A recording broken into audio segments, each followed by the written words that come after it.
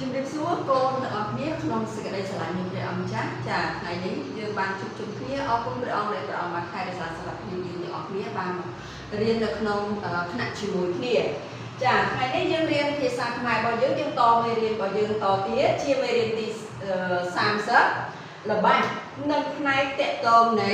ល្បះចាអញ្ចឹងយើងដល់មេរៀនល្បះនិងផ្នែកតកតងនៃល្បះយ៉ាងណាអញ្ចឹងចំណុចដែលយើងរៀនជាមួយគ្នានៅថ្ងៃនេះគឺនិយាយអំពីល្បះអញ្ចឹងមុននឹងយើងចូលទៅដល់ល្បះកូនគ្រាន់តែឮពាក្យល្បះកូនគិតថាអូវាស្រួលល្បះស្រួលចាស្រួលនៅពេលដែលកូន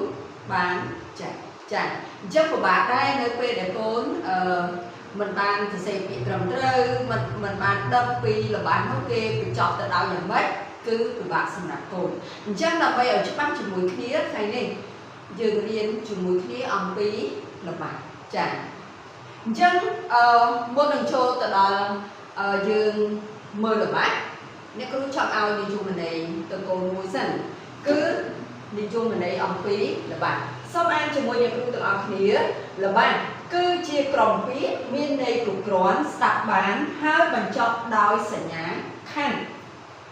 សញ្ញាសួរឬសញ្ញាឧទានម្ដងទៀតល្បះគឺជាក្រុមពាក្យមានន័យគ្រប់គ្រាន់ស្ដាប់បានហើយបញ្ចប់ដោយសញ្ញាខណ្ឌ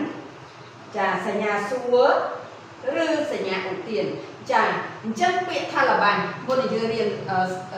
ល្បះជាមួយគ្នាមុននឹងការកូនបង្កើតល្បះកូនត្រូវអាននិយមន័យនេះដើម្បីឲ្យយល់សិនអញ្ចឹងល្បះគឺជាក្រុមពាក្យដែលមានន័យគ្រប់គ្រាន់បញ្ចប់ដោយគេបញ្ចប់ដោយសញ្ញាខណ្ឌសញ្ញាសួរឬសញ្ញាឧទានចាគឺបញ្ចប់បានន័យថាកូនបង្កើតទៅមានន័យគ្រប់គ្រាន់ហើយបញ្ចប់នៅចុងក្រោយកូនប្រើសញ្ញាខណ្ឌឬមួយក៏ប្រើសញ្ញាសួរឬមួយក៏ប្រើសញ្ញាឧទានឥឡូវសូមមើលឧទាហរណ៍នៅខាងក្រោមជាមួយអ្នកគ្រូទាំងអស់គ្នាណាឧទាហរណ៍ចា1ខ្ញុំរស់នៅតំបន់ភ្នំចាខ្ញុំរស់នៅតំបន់ភ្នំមួយទៀតទី2តើអ្នកណាជាអ្នកនេសាទត្រីចាទី3យីទេសភាពនៅលើកោះនេះស្អាតអ្វីម្ល៉េះចា4រដូវទឹកស្រកចាឥឡូវយើងមើលល្បះទាំង4នេះចាអញ្ចឹងហើយយើងក៏លេខមើលនិយមន័យរបស់យើងណានិយមន័យរបស់យើងគឺបានប្រាប់ថាជាក្រុមពាក្យមានន័យគ្រប់គ្រាន់ហើយបញ្ចប់ដោយសញ្ញាខណ្ឌសញ្ញាសួរសញ្ញាខណ្ឌសញ្ញាសួរនិងសញ្ញាឧទានឥឡូវយើងត្រឡប់មកមើល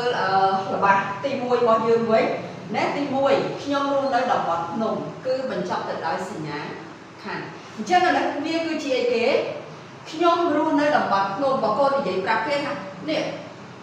ខ្ញុំរស់នៅតំបន់ភ្នំអញ្ចឹងកូនស្ដាប់បានទេមានន័យគ្រប់គ្រាន់ទេអញ្ចឹងកូនរស់នៅណាគឺរស់នៅតំបន់ភ្នំអញ្ចឹងអានោះវាគឺជា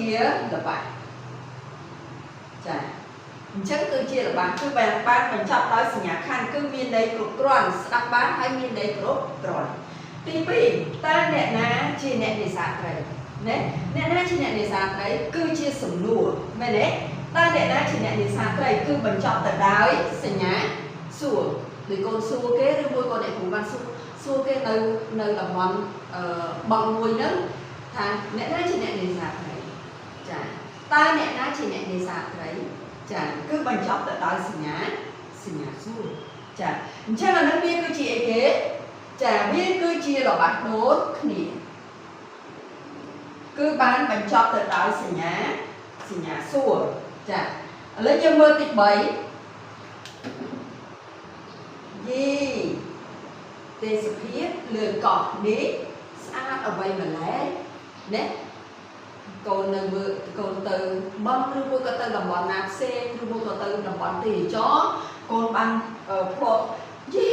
អូមើលទេសភាពនៅកន្លែងនេះស្អាតម្ល៉េះចាអញ្ចឹងអានោះហើយគឺយើងបញ្ចប់ទៅដោយសញ្ញាអីគេសញ្ញាឧទានណាយីណាយើងប្រើសញ្ញាឧទានណាទេសភាពលើកោះនេះស្អាតអ្វីម្ល៉េះចាយើងបញ្ចប់ទៅដោយសញ្ញាឧទានអញ្ចឹងអានោះវាគឺជាអីគេចា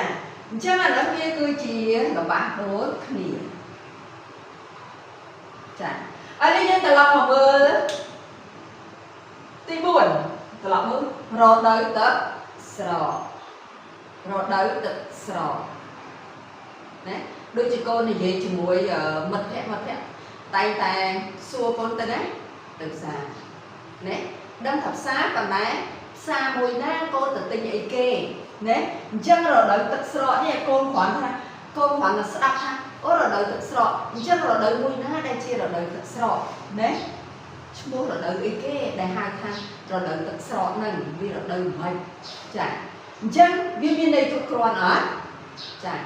cứ ấp viên này chụp con tên chân bà sân chia là bạn đây mình viên này chụp con hai mình bạn cũng chọn đây sinh nhạc khăn cứ mua con sinh nhạc con số cứ mua con sinh nhạc tiến cứ ao chung thế mình mến chia là bác tiền đấy chân này của bạn còn hai cốt rồi biết đây mình mến chia là bác con mưa khởi bạch ná hay nơi quê để con bằng cao đây chia là bác bằng cao là bác sừng lúa bằng cao là bác ông cha cùng thớp được không chắc bằng cao chia là bác để này gì sao cho đi từ quanh từ má đó cứ chia dương thử bên chọc đauอย่างmấy nét con ạc đừng sờ sệ bàn thầy cô đừng chụp mặt lót ra nơi quê để cứu ơi bằng cần bạn chân cô thời trang tha là bạn lúc cứ im đấy cực quán hai bia bên chọc trong khói từ đó sinh nhà khác sinh nhà xuống nên sinh nhà ú tiền chẳng chứ mà quay để cรูbàn bằng hai cô là lừa đã khiến hay là quay để cรูbàn còn rồi cô đi cรูsinh không tha cô được ở phía đừng tròn trắng hay đừng ăn quạt gì đấy ai con chưa tha con bạn ăn quạt bia chưa đi nó hay thứ hai để tẹt tôm chiều muối là bán địa con bạn gì chiều muối như rồi ai con bạn phao sừng muối rồi thứ hai con bạn nãy con bạn sừng qua tha ta